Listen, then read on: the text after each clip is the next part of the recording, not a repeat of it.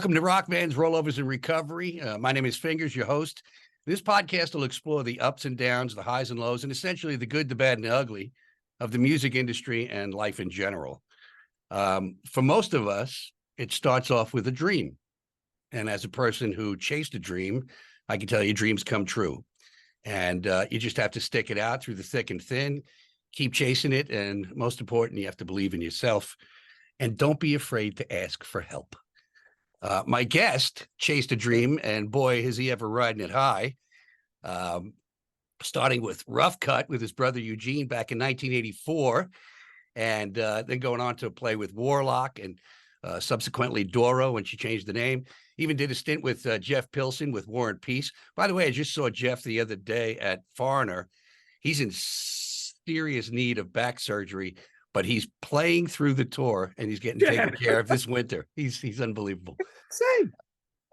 Alice Cooper now for the past decade, Hollywood Vampires, and of course solo. And here comes his latest effort, Crossbone Skully, player, writer, producer, mixer, singer, Long Islander, Tommy Henriksen. Welcome, my brother. Thank you so much, Fingers. If anyone doesn't know, I've known Fingers, I don't know, it's got to be 40 years almost. You know what I mean? Yeah. It's kind of ridiculous that we've been, you know, the whole thing with WBAB, and you've helped out so many bands and like turned us on to so many other bands and metal stuff. And dude, you had your hand on the pulse and all of that stuff, man. You really did. There's certain thing to be said about timing. I came in right as the British wave of new heavy metal was starting to peter out. That's right. That's right. And America was taking over the storm. Right. But you have, in addition to the artists that I've mentioned already, you worked with Lady Gaga, Lou Reed, Meatloaf, and probably the big feather in your cap is Josie and the Pussycats. You did a whole thing for that too. Yes. Exactly. How the hell did that happen? The Josie and the Pussycats thing, my old partner, John Goldwater, his dad invented Archie Comics. So when he was putting that whole thing together, I put together this whole band, and it was a little too early, you know what I mean? And I did a remake of Joan Jett's I Love Rock and Roll with this girl named Annie Rose Robinson, who we were building this whole thing around. But something happened where, you know, it's like the business. 1 minute it's like, yeah, next minute it's like it's gone. Yeah. Hurry up and wait. One of those things, you know, it's like when it's out of your control, it's like you can't do anything. You know, it kind of sucked because we had something really good, and you know, it is what it is. Such is life. You know? Right. Now it's the next edition of Behind the Music. Dude, you know, so, I mean, go ahead. I want to ask you about playing. You play guitar and you play bass. Yeah. What do you prefer? I love playing bass guitar, man. You know, it's like I do. It's like the bass to me, you know, I've practiced that my whole life. You know what I mean? I'd sit there, you know, with a metronome for hours, just playing eighth notes, quarter notes, 16th notes, triplets, doing all that stuff. And, you know, and the guitar was one of those things where I would play it, but I'd just write songs, but I really wouldn't play it until I joined Alice Cooper, until Alice asked me and said, hey, you want to play guitar? And I was like going, well, I'm really not a guitar player, but I could learn how to do it. And he's like, go for it. And I did. And I went on YouTube and I watched Angus Young, Chuck Berry, Link Ray, you know what I mean? And I learned how to play guitar. When you were a kid in your room, screwing around in front of the mirror, who were you playing air guitar to? Pete Townsend. Always Pete Townsend, dude. Oh, okay. Always Pete Townsend. I was the biggest Who freak, man, Fingers, back in the day when I was a kid. I used to walk around with my cassette box, the Panasonic one with the dual speakers, and I'd be playing like Who's Next over and over again, dude. Like great songs. Great concert too when you see him live. I saw the Who at the Garden, dude. I was there. Yep. Good stuff, man. So when you go back and you know, your earliest influences are, I'm sure, guitar players, or were they bass players? It was actually guitar players. It was always like, you know, Pete Townsend, Jeff Beck, even though I love Jeff Beck. Yeah, it's like you look at Beck, you go, oh, I can't forget it. You know, there's guitar, there's Beck. It's like, really? So even though you strive to, because I was always looking at guys that had that star thing, you know what I mean? Like it Hmm. was like always for me, like Jimmy Page, Beck, Townsend, like I always loved with like AC/DC, that was a little later on, but like early on, it was totally Townsend, Beck, and Page, and Steve Marriott, you know what I mean? Hmm. Leslie West, you know, Teddy Rondinelli was like, what, dude, that guy was amazing. Yep. And Yep. Great guy too. yeah, So earliest influences we have is, we're children essentially, growing up, yeah, listening to things we get older in life. And I'll preface this with sometimes when we're kids and people pick on our bands, we tend to not like their bands because it's kind of right, rebellious bullshit going on. right. If any, who do you wish that you listened to more of earlier in life that you probably didn't catch on till later in life? Gabriel, Who? Peter Gabriel. Oh, wow. Yeah, Peter Why? Gabriel. Lyrically, stuff, like just sonically, lyrically, because as I got older, I really caught on to Peter Gabriel like in the 90s, you know what I mean? And that's when I was like going, wow, this is like his lyrics just they spoke to me, you know what I mean? Hmm. And that was one of those artists where, it's like I only got him tattooed on my arm, you know what I mean? It's faded because it's been there for I don't know how many years, Forever.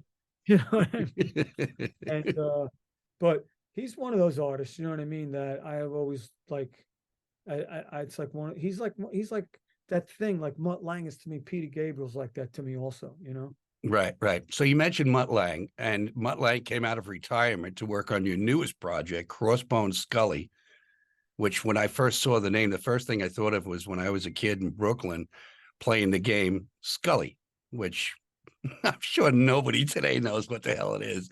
But No, it was all you needed was a piece of chalk and a bottle cap. right. Right. See, the name Crossbone Skull, it was like Crossbones Scully. When I was writing songs, right? I'd be looking at like, I'd go, you know what? I want to write songs about like hardship because this is my life. And I was looking at stuff with like just old like footage and topics and stuff. And I came upon this, I think it was Aunt Molly Jackson, a song called Crossbones Scully from like the 1920s. Oh, And wow. and then when I read the lyrics, I went, "Oh my God, dude, I totally relate to this." And I was like, "I'm going to use that. I'll write that down for one of the names." And then when I was throwing the names around, it was one of those things where I was asking everyone, "What do you think?" And this guy Tommy that I was working with, he thought Crossbone Scully was like a great name. So did Johnny Depp. They were like, "This is a great name." And then Mark Wilkinson, the guy who did the artwork, who does Mhm. everything for Iron Maiden and Judas Priest and all of that cool Eddie stuff, he said, you got to scratch the S.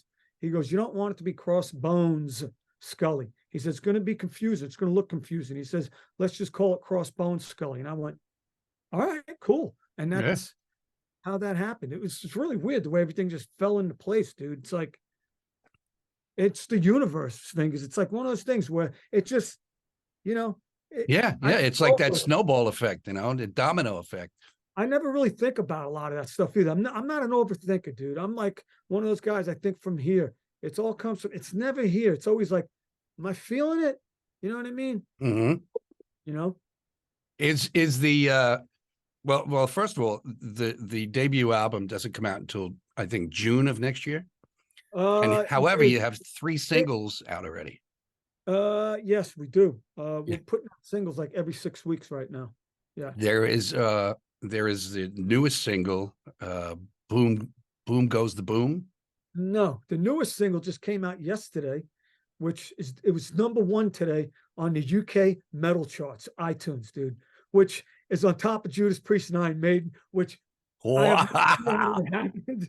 And it's like climbing up the charts right now on the rock charts, which is great, because this is like old school street marketing, a community thing. We're not promoting this, so we released it yesterday and it's unbelievable. So it's called I'm Unbreakable. The single before that, which came out 6 weeks ago, is called The Boom Went the Boom. Boom went And the boom. the single that came out last November, I believe, like last year, was called The Evil World Machine. It was an animated movie, you know. So we have 3 singles in the can right now. That's awesome. So today, at this recording, it's November 17th. The album is coming out in June. 3 singles are available. The newest one came out yesterday. Let's play the newest one right now. Crossbone Skully with my man, Tommy.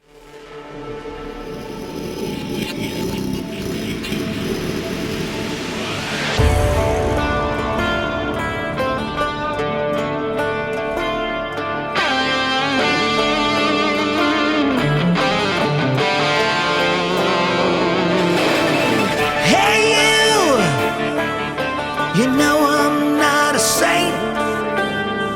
Yeah, you. I'll tell you what I ain't. I'm not hateful, disgraceful, just grateful. And times are rough, and you gotta stay tough. I'm a warrior. I'm unbreakable.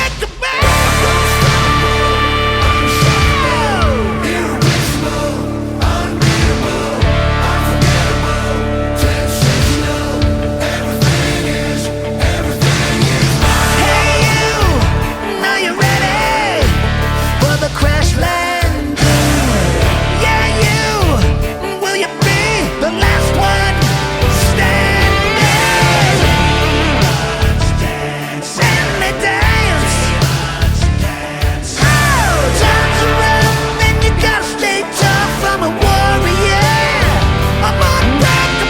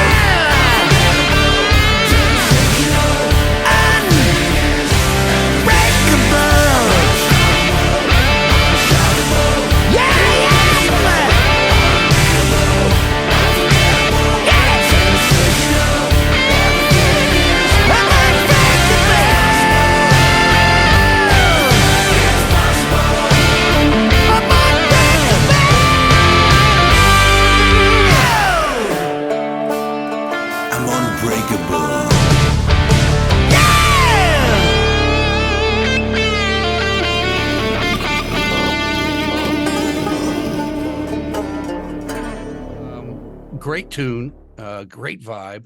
I hear a little bit of the influence of Alice in there. Alice is all over that stuff, dude. Yeah. Come on. Figures. We're doing a band with Alice Cooper. Sometimes I still think about it because it cracks me up. Because when my brother Eugene, Gene brought home "Welcome to My Nightmare." I never forget that. Oh, classic. "Welcome to My Nightmare," and the first song that I loved when I first heard it was "Cold Ethel." When I heard "Cold Ethel," I was like, "Oh my God, Escape, Cold Ethel." And all of a sudden, I remember when I heard "Welcome to My Nightmare," I go, "Why are they going to this disco part thing?" And all of a sudden, years later, when I hear it, I go, "That is so genius." The Black Widow. I mean, it's like, but I play a big chunk of that album for our Halloween special on Metal Shop for years. Oh, really? I would play Stephen in The Awakening. Yes. I mean, Yeah. just that whole vibe is just so eerie and so Alice, And and just great to immerse yourself in.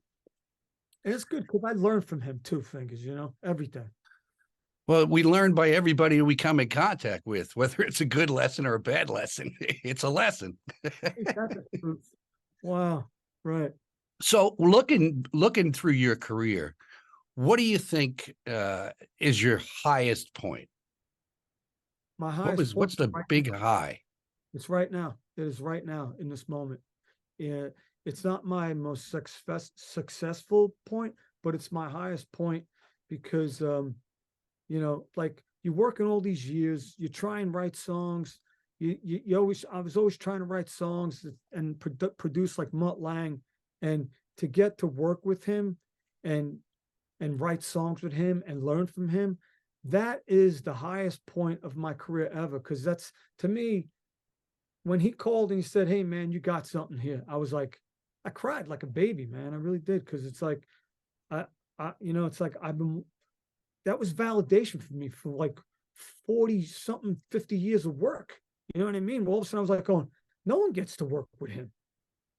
Especially when he says he's retired. And plus, being from Long Island, dude, you're on Long Island. You don't think any of this is going to happen for you. You go, it's not going to, but you keep on doing it because you love it. And, it's really weird for me sometimes when I'm up on stage with Joe Perry and I'm like going, man, I remember being in the parking lot at the Nassau Coliseum for $6.50, seeing Aerosmith. You know what I mean? And then I'm on stage with him, and it's like sometimes I just sit back and go, "The fuck am I doing here?" And then I'm looking at Cooper, and I'm like going, and then I got Johnny Depp over there, and I'm like going, "This is ridiculous. This don't happen for guys like us." You know what I mean? Well, apparently it does. We It just never see it coming, It's pretty amazing, man. It really is. I mean, I'm in a room with Jimmy Page. I'm working with Jeff Beck. These are moments I'm hanging out with Tony Iommi. Paul Stanley gives me his guitar to play, and he's watching me. I'm sitting there going, what? And I picked the guitar that he used on the Dynasty tour, the Cracked Iceman, that I was at the Garden. And all of a sudden, I didn't know that was the guitar. I pick it up, and his guitar goes, "That's the Dynasty guitar, man, from 79 or whatever it was." And I went, I was at that tour at the Garden. So there's all these moments, man, that happen where I'm like going, I wish I could bring the whole fucking neighborhood with me, man, just to see this stuff. Because I feel like if I'm winning, everyone else is winning with me. You know what I mean? And I want to share all this stuff because it's like, you don't get to hear this stuff, you know?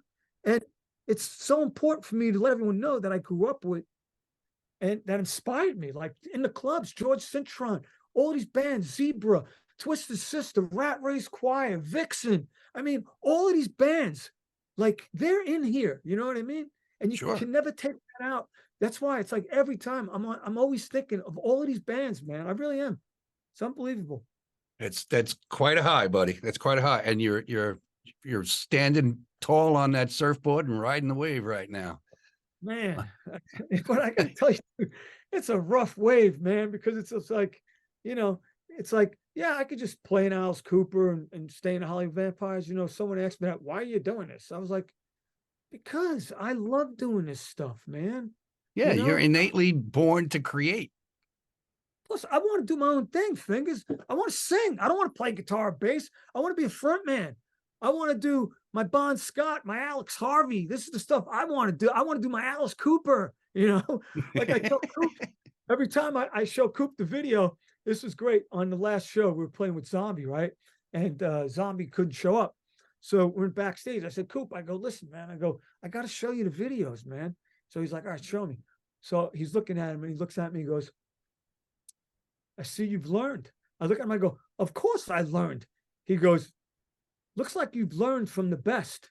And I look at him, I said, of course I learned from the best. I'm doing you, dude. Love that. Because it's just weird because I've been with them so long. I find myself Fingers, like when I'm in the video, I'm like going, oh my God.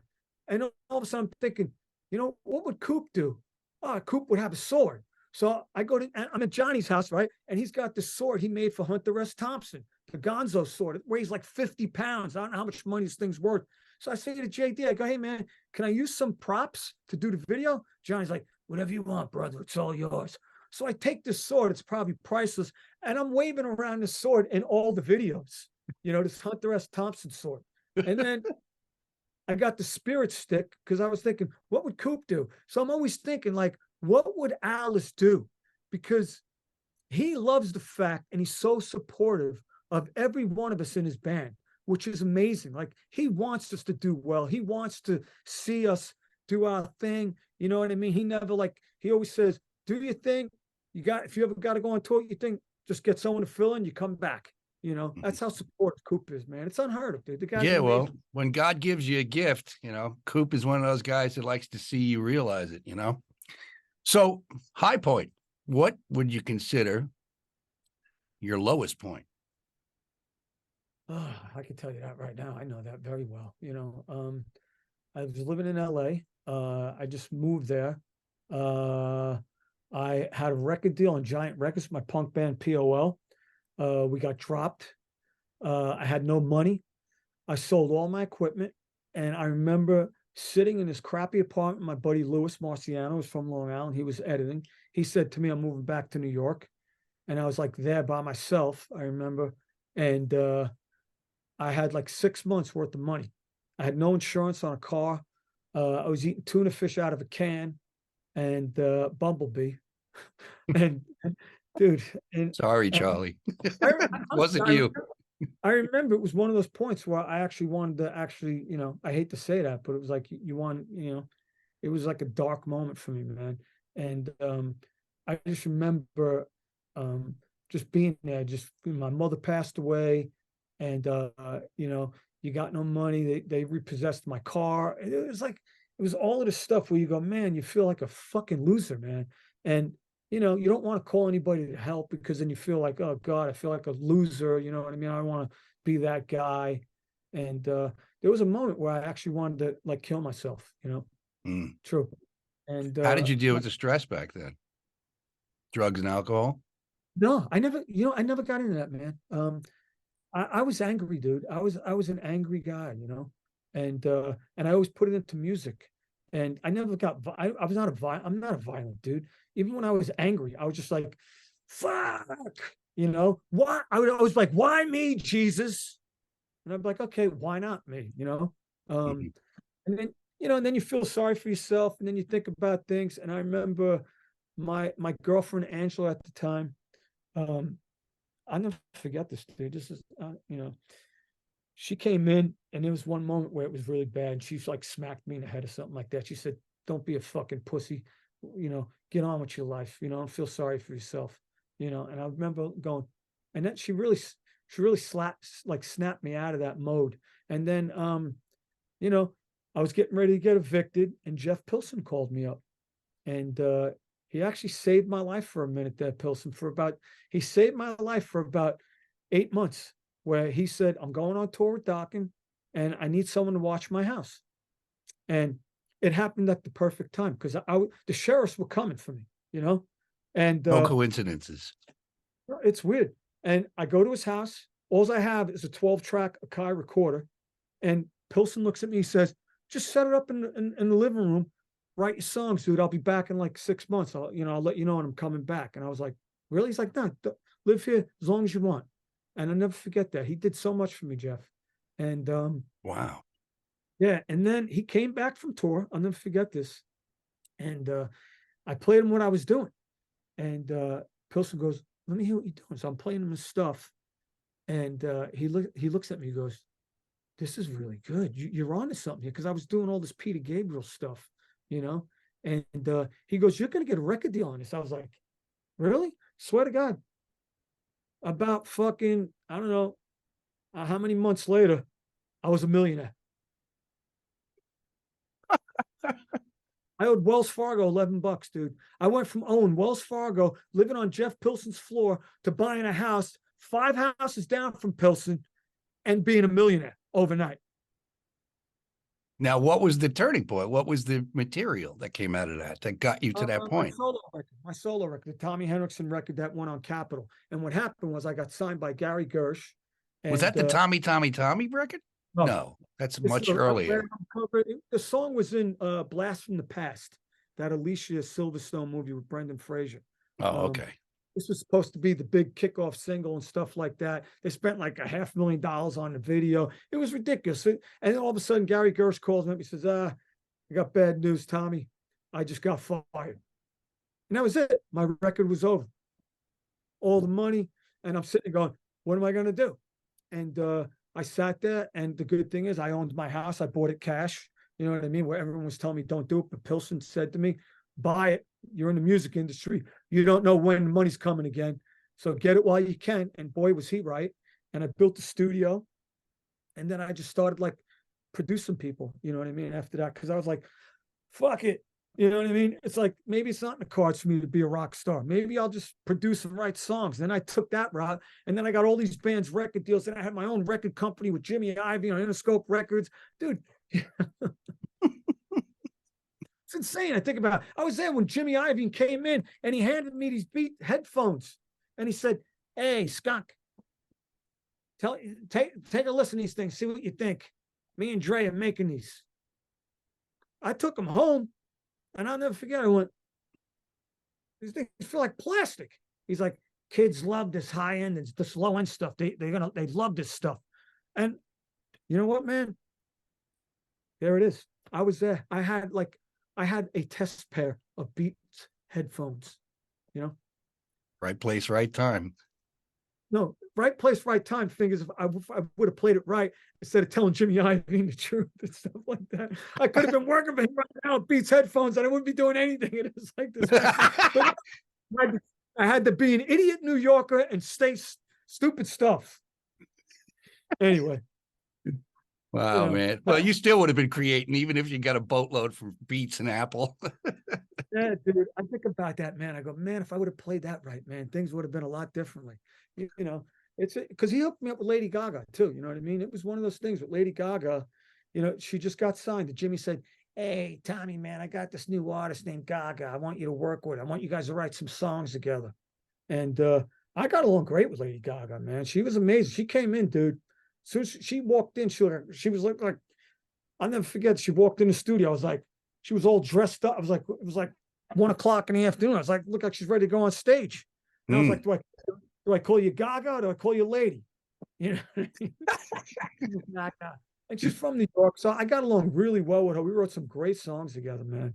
We did. And, you know, if I would have played it right, you know, I just didn't play it right. You know what I mean? Mm-hmm. Well, you played the guitar and you played your bass and you played your cards as you get dealt them. So if you could go back in time and change one thing, what would it be? It changed fucking so much shit. I love it. People say, no regrets. Are you kidding me? I got a list of fucking regrets, man. It's just I go check. What would I change? I would definitely change when I was with Jimmy Iovine. You know, here's a great line one manager told me, which I really, this is when I didn't work with him anymore. I was like, we're not a match. I'll never forget this. I don't want to say the guy's name because he's a pretty big manager. And I started work with him and he says to me, the first thing he says, Tommy, you know what your problem is? And I'm like, right away, my back's up. I'm like, what's my problem? He goes, you don't love money. He goes, you need to learn how to love money. And that's when I looked at him fingers and I went, you know what? You know what your problem is? You love money. I was like, we're done here. And that was it. I fired him, dude. I never fired anyone. I was the only guy I ever fired. Then I sent him a pair of boxing gloves in the fucking mail. You know what I mean? I did. Sent him these Muhammad Ali boxing gloves just for, I was like, I wanted to knock him out. You know what I mean? Because I was like, I've never been about money, never will. I don't give a shit. You know what I mean? Like, you know, it's just like, it is what it is. It comes when it comes. You know what I mean? And, you know, I live in a little apartment here in Switzerland, dude. I'm not like some big rock star. People think you're rolling in money and shit, Mm-hmm. you know? No. You know, the funny thing about money is, for me anyway, on a level of creativity and producing from inside and emoting outwardly, if my brain was a record with the needle going on it and playing a tune, if I switch my focus from trying to create to trying to make money, the record starts to skip. I can't focus on money because for me, it just distracts from everything and takes away the passion, the heart, the truth, from anything that I endeavor to do. And I've been in situations where I needed money, and I just couldn't chase it. I just had to have faith in God that if I kept putting one foot in front of the other, that I'd get to where I had to go. One of the things my father always used to tell me when I was younger, if you don't know where you're going, any path will take you there. Wow. And when he told me that when I was young, I was like, what the fuck does that mean? And I took it as I got older to mean keep moving. Yep. Because if you keep putting one front of the other, and you're eventually going to get somewhere on your journey that you're supposed to be, and for everybody, that's something different. But along with that kernel of wisdom, he told me life is 10% what happens and 90% how you deal with it. And those are two things I passed on to my children, because what life throws at you really doesn't matter, because it could pass through you, over you. It could knock you on your ass, but it's what happens after that. You could stay down, you could get back up, or you could totally ignore it, Right. and not be influenced by. It's kind of like along the theme of don't lower yourself to somebody else's ridiculousness. Stand tall and be who you are. Don't allow somebody to suck you into, be in a way that you're not, even though you could be. Right. I've learned over the years as I've gotten older. I'll never forget this guy, Patrick Clifford, Nashville guy, great guy. He'd always tell me, Tommy, let it go. Learn how to let it go. So every time something happens, I go, just let it go, dude. It's all good. You know what I mean? I don't stress myself out anymore, because it's just like, we're not in control of pretty much anything. And like you said, it's how you deal with it. And I've learned one thing I've learned really in the past, I'd say like 10 years, is how not to react, like to think before I react. Like if something happens where I always say, all right, no, chill. Old Tommy. Yeah. And the mouth engages before the brain does. Tommy, goose fraba. You know what I mean? You know what I mean? Yeah. So it's just, I've learned how to really learn how to let stuff go, man, and just chill. You know what I mean? Because it's like, I got to tell you, being around Johnny Depp, you learn a lot of that stuff, man, because you really watch how he deals with things, man. And you talk about a guy who's always under the spotlight, and the way he deals with things, man, he's pretty chill. Alice Cooper, very like chill, and when you're around this, you go, yeah, that works, What's it like working with Joe Perry? Joe's one of those quiet guys, but you put him in a studio with a guitar, he's gonna he's gonna keep on playing till you turn the lights out. He's gonna still play all night long, dude. Joe Perry is one of the hardest workers I've ever been around, dude, where he just wants to play and he loves playing guitar. And he doesn't say much, Joe, but when he does, I tell you, man, like being on stage with him and on tour, we'd hang out like backstage a lot, play guitar. And it's really cool, man. Like just hanging with him and Billy, his wife, and his son, Aaron, one of his kids. He's the photographer for the Vampires. And it's this whole like really tight knit thing, man. It's really cool out there. And he's a sweetheart, Joe, man. You know what I mean? It's like he's the type of guy, if I text him right now, he'll text me right back. You know what I mean? He's not going to go off the grid. He's very reachable, So I've always loved his playing. As a matter of fact, I remember when I was a child or a youngster. Yeah. I belonged to the Columbia record thing. So did we. It was like 10, you get like a bunch of records for like 20 cents and you get 100 albums. Right, yeah, remember that? And then wonder why the record label went down. Yeah. But I had gotten rocks the day that I was going to see them at the Garden. and I had already seen them once before. And man, Rocks just has such great guitar stuff on it that is just never played. It's just, come on, Dream On again. Stop it. That is the record that all the Aerosmith records, I always told Joe, Rocks is my favorite record by far. Yeah. I love Rocks, and I love some of the stuff that doesn't get played on the first album. Like Write Me a Letter. Oh yeah. Wow. Walking Right. Walking the Dog. Good stuff. Walking the dog down. If you don't know how to do it, I'll show you how to walk. Yeah, it's just awesome stuff, man. Yeah, awesome stuff. Dude. So you got all this history under your belt, all this experience. You've transitioned, like I, from vinyl and 8-tracks and cassettes to CDs and now digital everything. You've gone through, plugging your amp in and putting a mic in front of it, to Pro Tools and sending it in the mail over the internet to somebody on the other side of the country to put together the record. What advice would you give to up and coming artists at this stage of the game? I would learn how to play everything. You know what I mean? Because that's the one thing. Because it's like when you have to rely on people to do stuff, it's kind of tough. If you could do everything yourself and learn how to, you don't got to be great at. Because I'm not great at.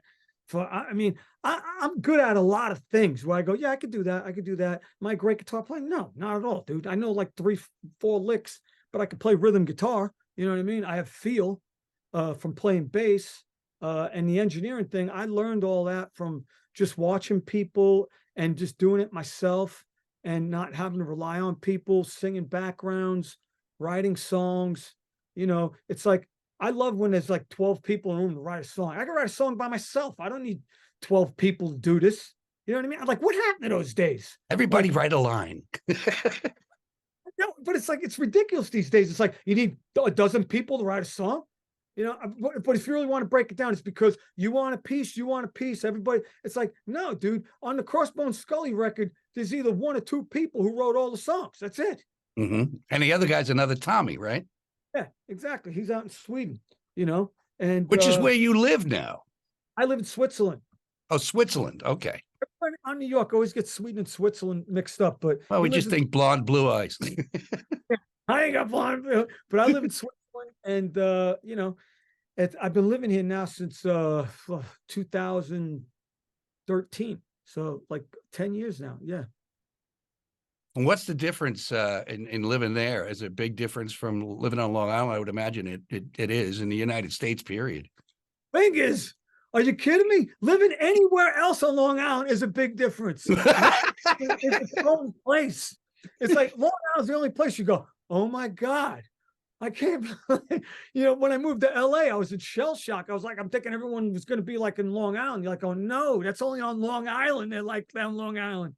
But Switzerland is so different, man. It's very, very organized, man. It's really, you can't break the law here. You ain't breaking the law. Nobody's divided in this place. You know what I mean? Everyone's like, people have jobs, people work, people are very, very polite. You know what I mean? It's, there's like, the schools are great for the kids. I mean, when I first moved here, I saw kids like 4 years old, 3 years old, walking around by themselves with backpacks on a road. I said to my wife, I go, what the hell's going on here? She's like, what do you mean? I go, these kids walking by themselves. We should get the car and put them in the car and bring them. She goes, no, baby, that's the way we do it here. I went, what are you talking about? You can't do that in New York or LA. You get whatever, get hit by a car. She's like, every like 30 kilometers, you know how fast I could run fast to that, dude. It's like, and there's cameras everywhere, So okay. Adjustment. It's a big adjustment for me, but it's good for my son, which, like I look at it this way. I don't want my kid to have to go through what I went through, Fingers, on Long Island. We grew up hard, man. It was like tough. We grew up with nothing, man. My mother did everything for us. You met my mom, my mom. And she worked like 4 or 5 jobs, she did everything for us, and it just sucks that she had to die at such a young age. You know what I mean? Or you go, what the fuck? Was your dad in your life? Never. never, No. never did nothing for us, dude. And you know, it was one of those things. I don't understand how you can have a kid or children, 5 of them, never pay child support, never call them up to wish them a happy birthday, never say I love you, never. How about calling you up years later and say, hey guys, I fucked up, you know? I really should have been there for you. Never got none of that, you know? And it kind of really, you know, because I always look at it this way. My mother was the dad and the father. And, you know, if you never really had a relationship with your father or love, I don't know what I'm missing because I never had that, you know? But with my son, I always said if I ever have children, I'm going to make sure that I am there for them mentally, physically, love on them, show them affection, because we didn't really have a lot of that in my house, you know? Like, that's one of those things I had to learn, dude. Like going to therapy and stuff where I was like going, wait a minute, man, why am I wired this way? These wires are fucked. I gotta fix this. You know what I mean? Because Yeah. it's like if I don't fix this, then it's just like history repeating itself. You know what I mean? So I was always thinking, if I have a kid, I want to make sure that he's in a stable environment with love, no fighting, no yelling, no, you know, none of that stuff. And it's like with him, I tell him all the time, I go, dude, you know how much I fucking love you, bro? You know, like all the time. I tell him this every day. I hug him, kiss him. You know what I mean? And How old is he? he's 10. You know, I never had that thing because I never had that. Like where my mother, you know, she was never came. I love you so much. I'm so proud of you. We never got that. You know. Yeah, So, I had a similar situation. My dad was checked out right after kid number 3 came along. As a matter of fact, didn't even show up to the hospital. wow. And the only time we saw him was, you know, whenever he decided he was going to show up. And my mom, you know, God bless her, did everything that she could, working hard. And, you know, we're talking about the 60s and, you know, 70s. So, you know, she was doing, you know, certain kinds of prescriptions to keep herself sane, you know, and as long as I got my ass beat on a weekly basis, you know, she was happy to keep me in line. But yeah, there was a lack of that affection and that bolstering and reassurance that, you know, you were going to be okay and you were okay and you were loved. And my father and I, for the longest time, had zero relationship. But I'm glad that in the latter years we reconciled and I got to get closer to him. However, as it relates to being a parent, there were times when I have 2 girls, so it's a totally different animal. I don't know if I would have been the right dad for a boy. But I do know that there have been times in life where I've had to make a decision or some kind of an action with my children. And there's a thing in my head anyway. What would dad do? And what the fuck do I know? Because he wasn't around. And I'm like, shit, I don't know what to do.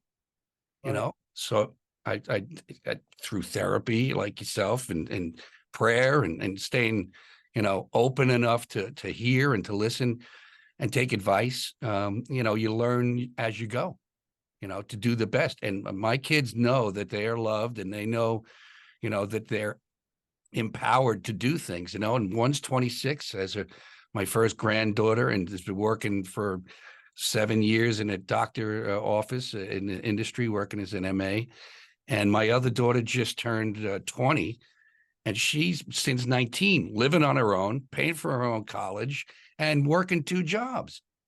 Amazing. So I like to think I did something right, you know. And now I live in North Carolina after jettisoning from WBAB, and I love it down here. I came down here almost specifically to ride my motorcycle. Really? Yeah, because I've been coming here for like 15 years to visit a friend of mine, Andy, over in Mooresville. Yep. And I was always like, someday I'm going to move down there. I keep going down there with my motorcycle and someday I'm going to stay. And got married last year. And thanks. And my wife and I moved here, got a house in Kernersville, this little tiny town. And it's great. I mean, it's people are kind and it's nice. And It's quiet. We're on a cul-de-sac. It's really cool, And the fact that I got here and I was like, when I left BAB, I had the holidays and I had the, birthday, and then I had the new granddaughter, and then I was planning a wedding, and then I got married, and then we did a honeymoon, and then we were like, we're going to move. And then we moved, and it was like set up house. And a couple of months after that, I was depressed. I was like beside myself, walking around in my head and in my house. I took a couple of weird jobs just to freaking, one job I took at FedEx as a package handler and putting 1,300 boxes in a semi. And I'm like, this is a young man's game. What the hell am I doing? And then I was like, I think part of me was feeling everybody saying, you should write a book. You should do a podcast. You should bring Fingers Metal Shop back. You should go back on the radio. And I think part of me was like feeling this pressure that I had to do something. And another part of me was like, the retirement thing might not really be bad, even though I didn't retire. Right. Right. And then I got to a point where at some point, I think God just winked at me and said, you don't have to do anything you want. You just worked 40 years. You've been working since you're 15. You could choose to do what you want. You want to play PlayStation for 5 hours? Let's go. You want to go ride your motorcycle? Let's go. You want to sit and twiddle your nuts? Whatever the fuck you want to do. And that kind of freed me. And like right after that realization, I was like, the thing that I was most passionate about was turning people on to music.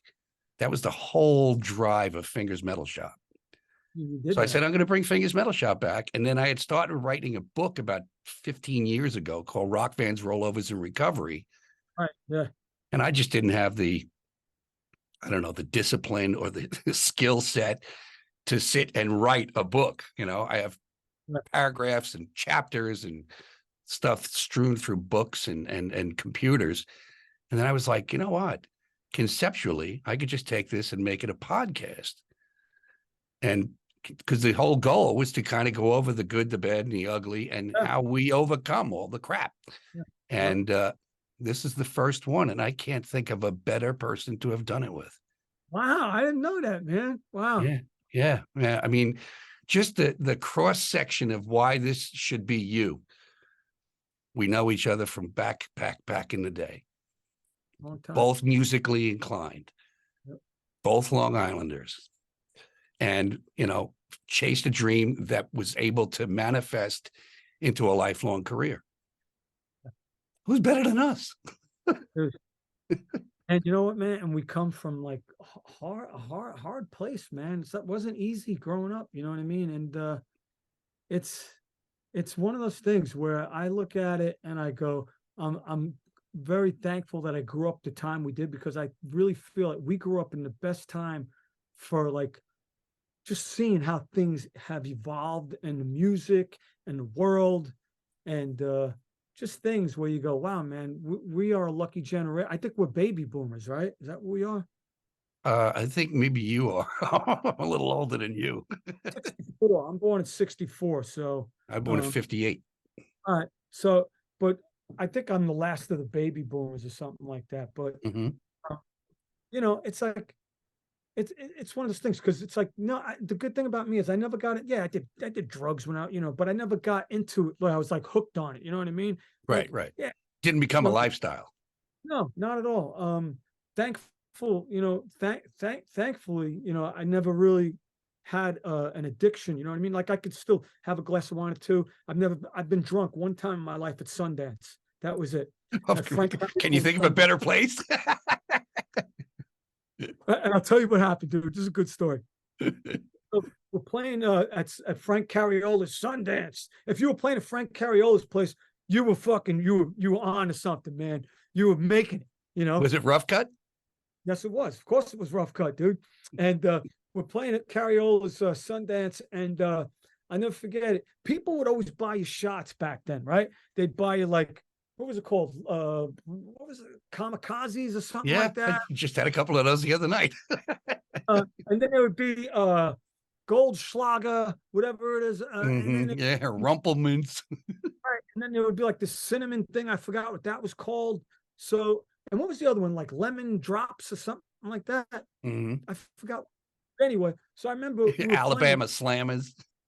all that stuff. And we do that whole thing. We call it the drunk set. Everyone would be buying the shots. So that was the first time I was like going, like an idiot. I was like just taking them all. Like, back then you didn't care. You were just like, yeah, I don't care. And I'll never forget, after that night, I was so drunk. And Ralph Ferrari, our lighting guy, I was driving back with him in his car. And never forget, we were going down Sunrise, something like that. And I got my head out the window, dude. And Ralph's like, "Oh, whatever you do, Thomas, you better not puke in my car." I'm like, "Fuck you." It's all over the car. He pulls over, dude, on the road. And that was the only time I could actually tell you I was ever drunk. And I never got drunk after that again. Cause I was like going, wow, man, that was not good. Yeah, And, it's not fun. Hey, you smoke weed, you do some other stuff, but I never got into doing like chemicals, and I never got into that stuff, dude. I never did none of that stuff, which was, but I had other stuff, you know what I mean? Like just the whole, that's why I always do things for like mental health, like depression, you know what I mean? Music cares, like all of our stuff with Crossbone Skully is all of our proceeds from our singles are going to Music Cares, because Oh, that's wow. it's a really important foundation for me, because it's like, Music Cares is there for musicians, where a lot of friends of mine who were musicians that had cancer, passed away, or whatever during COVID, needed money. Music Cares came in and actually took care of them. So when we were doing this, I said to the guys at the label, I was like, I want to donate the money to like, a foundation that I like, and I want to donate it to Music Cares. And they were really cool with it. And they said, okay, we're going to do that. And that's the whole thing with Skully. It's like, for me, it's about giving back. The whole music, the songs, the lyrics, it's all about my life. It's about hardship. It's about religion, politics, sex, all of the stuff that I go through, I'll tell you one song that I love. I don't mean to go off track, but I got this one song. I'm sitting down one day and we're watching TV over here, something like that. And one of the guys was like, "Oh yeah, it's always about politics, religion, and currency, or something like that." And I looked at my wife. I was like, "Oh, I got to write a song about that." But I wanted to say that. I'd say money, sex, or God. So I write it down. And the next morning, I swear to God, I wake up and I'm going, money, sex, or God. Oh, what you gonna choose? And I was like, "Oh, this is easy. Money, sex, or God. Fuck, God's gonna lose. That was easy." So I sat there and I wrote the song. And I'm going, oh my God, I'm onto something here. So I write this song, and I forget when I wrote the first line. Now, don't look so surprised. What's the first line? I forgot. It's coming out. It's one of the singles that's coming out like soon. Don't look so surprised if money can't fix it all. Now, don't look so surprised when there's sex in the shopping malls. Because I'd be walking into like, what are those stupid stores? Spencer Gifts, whatever the hell. You walk in there and you see these kid things, and you see dildos over there. I'm like, oh, what the hell's going on here? Mhm. So then I said, don't look so surprised when there's sex in the shopping malls. Now don't look so surprised if God can't help us all. You're in fear. It's clear. There's no way out of here. You're in fear. It's clear. There's no way out of here. And then a new breed full of greed, damnation on the rise, a new breed full of greed, salvation, pick your prize. Money, sex, or God. What's it going to be? But at the end of the song, this was the best thing. Where I'm going, what would I say? I wouldn't say God's going to lose. I'd say, you know what? Fuck it. You're all going to lose. And when I sent that to Mutt Lang, dude, he wrote me back and he went, okay, you were going to definitely turn some heads on this one. I was like, is that a good thing or a bad thing? He's like, just be prepared. You know what I mean? I was like, well, dude, and one thing I loved about him, he said to me, and he's really private about a lot of stuff. So I don't really like to talk, because he always says to me, it's like in the studio, should leave it in the studio. But he said one thing to me, and I know he wouldn't be upset if I said this. He said to me, he said, Tommy, one thing with your lyrics, he said, you, my friend, are not imitating art. You're creating it. He's like, all your stuff that you're writing, that's what drew me to this. Not only the fact, the Bon Scott thing and all this other stuff. That's another thing too, man. It's like, I used to sing AC/DC back in the club days, but, you'd sing it, but, I did all that stuff. So when I'm doing this stuff, it's in my DNA, dude. I can't, I'm not faking this stuff. This is what I'm doing. But it just so happens I'm putting on the Alex Harvey, Bon Scott, Alice Cooper thing. You know what I mean? With a little bit of Johnny Rotten in there, you know? Right. Because Right. a punk rock attitude, man. That's I still got Not for Sale tattooed on my stomach. You know what I mean? So, You know, that's the beauty of you. I'm so proud of you that you've followed a dream and stayed true to yourself and grown along the way, and have taken the hardships of life and the challenges and been able to emote them through your music and show that growth at the same time. You know, what do they say? What doesn't kill us makes us stronger. right, yeah. There's some people that might not be able to come out of some of the darker things that happen to us in life. And, you know, I feel bad for people that don't have an outlet, you know, whether it's music or writing or singing or, you know, even carpentry, whatever, you know, the passion that lies in you to emote and to satisfy and satiate that need to create and have purpose. Right. And you've got it in spades, brother. Oh man, it's just thank you. It's Fingers, it's like when I think about all the stuff, because I'm always thinking about people, you know what I mean? I'm always thinking like I always put myself and everyone else. I'm always going, all right, so if the kid's having a problem out there, you know what I mean? I'm like, what's going on? What are they doing? I could feel that, you know what I mean? It's like, and I always let everyone know, hey man, if you ever need anything, you can call me, dude. I could help you out. Is it going to be what you want to hear? Maybe, maybe not, because I'm a little hard. I'm hard, you know what I mean? I'm not like one of these guys going to baby you, you know? It's like, come on, man. It's like, we got to get up and we got to keep on working. And, you know, I always say the harder you work, the luckier you get, man. And it's harder to live, easy to die. You know what I mean? It really is. It's hard out there on everyone. And, you know, I always want everyone to win, man. I really do. I want everyone, when everyone's winning, that's what I always say with Skully. It's like, I want to bring people together. You know what I mean? The whole, this community we have, the misfits of the universe, where we're bringing people together, because this, like Alice said to me, you know, he said one word, he's like, unite, the divided shall be united. He's like, that is the message for Crossbone Skully. And I looked at him and I went, wow, man, he's right, because we all got different views. We're all broken in some way, you know, and I always tell everyone, you're all welcome you're all welcome in Skully's world. You know what I mean? I don't care what you stand for, as long as we all stand together. You know what I mean? I'm not preaching, but at the same time, I just want people to realize, man, listen, man, we're not here for a long time. We got to make it good. We got to make it right. We got to make a change. We got to make a better place for the world, because there's a lot of crazy, fucked up shit going on, man. It's like, why do we got to add to that? Can't we be this thing, this movement where we could just do things in a positive way, you know, and talk, communicate? That's what I learned.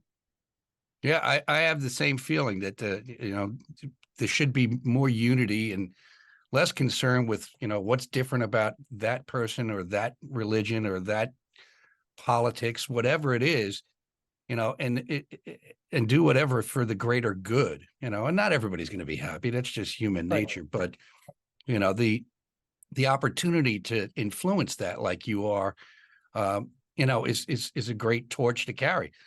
What happens with it, you know, how it's received and everything, that's one of those things where you got to let go and let God, because, you know, you can only take care of your side of the street. I put it out there. I'm giving you what my feel is. And if you gravitate towards it, great. And if you don't like it, that's fine.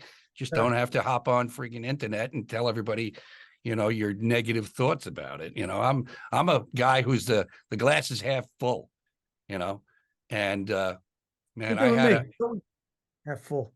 I had a relationship in my past where their opinion was the glass was dirty. It's like, well, of course, you're around that where it's just like, you know, it's always like, what are you going to, it's like, no, man, don't. It's like, you know what happens when this thing's empty, I refill it. You know what I mean? That's exactly where I look at it. It's never half empty.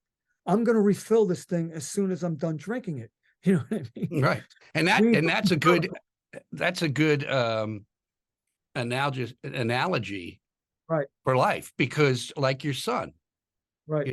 you want to fill up his love cup as often as possible, Absolutely. and just like we need from our spouses, our children, our friends, you always know who's going to be the guy or gal in your circle, because we all live in our own bubble. Some bubbles are bigger than others. That's going to be the one that's going to support, and give you the love or the effort that you need, the push to get through whatever it is, and the negative opinions, you can tell when they're coming from, who they're coming from, whether it's just, it's just an opinion versus somebody who's giving you something you don't want to hear, but you need to, because they love you enough to tell you something that's going to hurt. Right. Yeah. And I don't think a lot of people have enough balls to do that. I know I'm one of those that kind of dances around criticizing. Somebody will send me their song and I'm listening to it and I'm like, well, that's really good. I would change this. But I don't tell them that, because I'm not, one of my favorite guys in the business, Steve Thompson. I'm like, I'm not Steve. I can't tell you how to produce or how it should sound. I can only tell you if I like it or not. And the good thing is that whether I liked it or not, I played it on Metal Shop anyway. Right. Which is cool. Which you played Fight for the Right. That's right.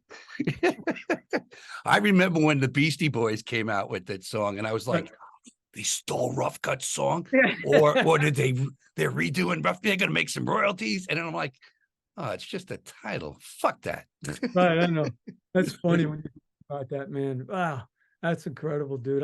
That's so making that Rough Cut record. That was funny. The EP, Fight for the Right. Bob Tees, he was a big influence on us too. He really turned us into like a real band. Bob Tees. He was like one of those guys. He organized us. That was our sound guy. He'd always drink. What was his drink? He'd always drink. It was like, I forgot what it was. It was like the sweet drink, but he'd always drink that. And every time we'd go do the sound check, he'd always play Frankie Goes to Hollywood. You know what I mean? Relax. That was the song he checked the sound system to.